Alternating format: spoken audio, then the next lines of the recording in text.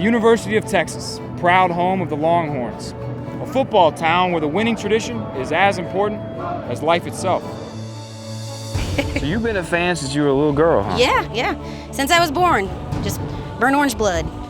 Tell me about the glory days of being a Texas fan. Well, hell, it seems like a long time ago, but I was actually in school during our national championship. 4th and 5, the national championship on the line right here.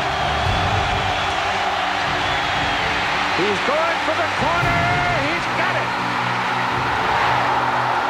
Vince Young scores. Texas football, early 2000, I can say family, strong family, hype all the time. Everybody excited about putting on their burnt orange to have opportunity to play the best team in the country.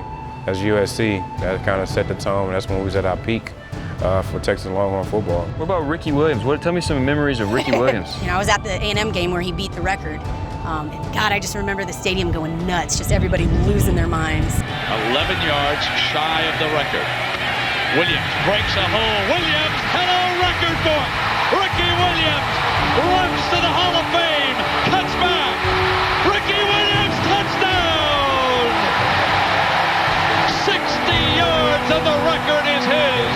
He does it in dramatic fashion. I came in, we won the first Southwest Conference Championship, we won the first Big 12 Championship. So it was really the beginning of that new wave of winning coming back to Texas. And we added seats in the stadium, and so, like I said, it was the beginning of it, and it was great. However, under the new leadership of Coach Tom Herman, things aren't what they once were. I think the coach overthinks things. I think he's one of those guys that just is so smart and brilliant that he just overthinks things. I'll be honest, recently, it ain't been going great. And not so good, man. Honestly, we've been hoping for better starts. We're clearly in rebuilding phase. It was a lot of we almost got there, but then we didn't. I think Texas has a lot of hope, even though we don't always do well. There's always the hope. And now you bring in Herman, and he's supposed to be the guy. And it just doesn't show up on the field. Although things may have gotten off to a rocky start, Coach Herman and his players remain very close. Coach, a lot of people know that you have a very close relationship with your players, even much so that you kiss them on the cheek. Sure. So what's the meaning behind that? I think it's weird that people think it's weird, first of all, because I tell moms, dads, I tell the recruits, I kiss them all the time, and I'm going to kiss them till the day I die. To the casual football fan, this all might sound a little weird. And that's because it is. Evolutionarily speaking, there are no examples of any physiological benefits to kissing on the cheek. However, throughout history, it has been made very clear with science the large upside to kissing on the lips. Like a human kiss, it's thought to encourage the bond of love and release oxytocin, a pleasure hormone that floods the brain.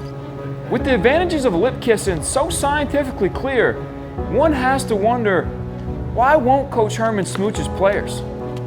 Could it be social norms, fear of getting beat up? Or could it be something from his past? Coach Tom Herman was fired from Subway. Coach Tom Herman was fired from Subway. Coach Tom Herman was fired from Subway for eating way too much pastrami. For eating way too much pastrami.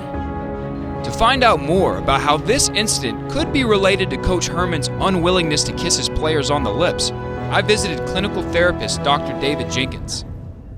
In your professional opinion, do you feel like something that had a negative consequence in the past could affect how you act in the present? Well, absolutely. I see that all the time in my practice here with the people that I work with.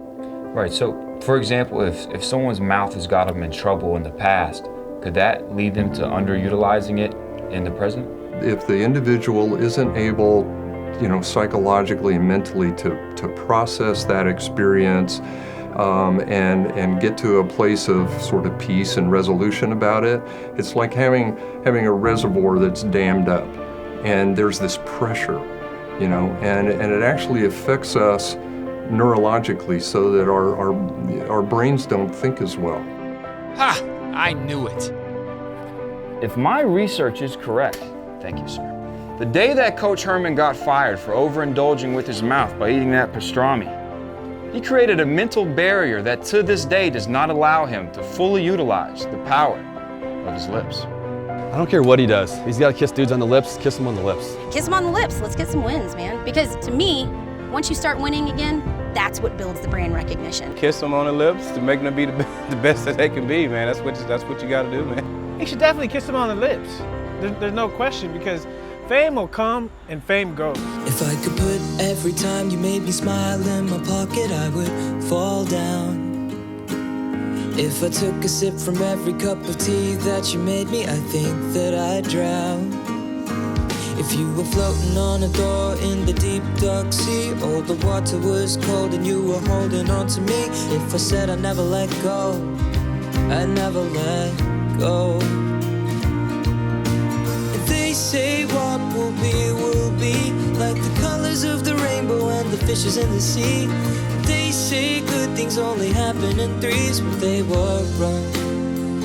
Yeah, they were wrong, because it's just you and me. In Austin, Texas, love wins. The day Coach Herman realizes that will be the day Texas football returns to national dominance. Until then, the fans have one rallying cry.